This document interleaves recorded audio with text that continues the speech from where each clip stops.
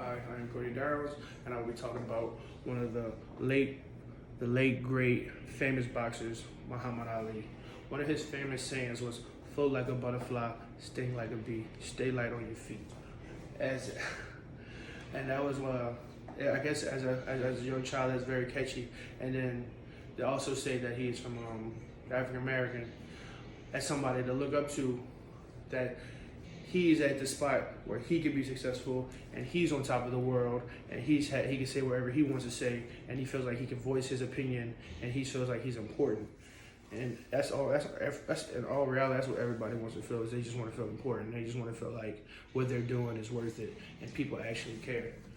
And from him, more than just being like a boxer, he was very active on civil rights and everybody being equal. And even though it may have cost him some of his own credibility, or people looked at him another way or turned the cheek, it never stopped him from being the great person he was.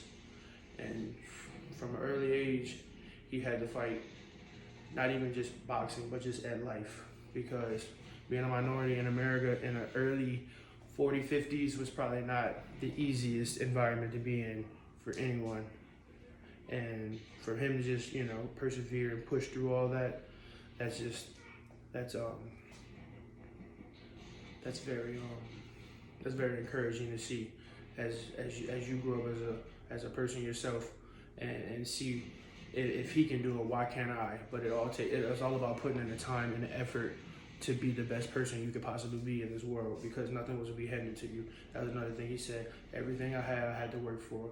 Nobody's ever handed me anything. Every day I knew I had to work to be where I needed to be.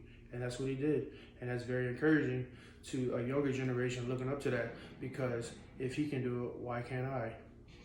And as you continue on, Muhammad that's really what pushed him apart from the next person, because he voiced his opinion. Even though he knew it would come with trials and tribulations, he still voiced his opinion. He let it be known. He made it a factor.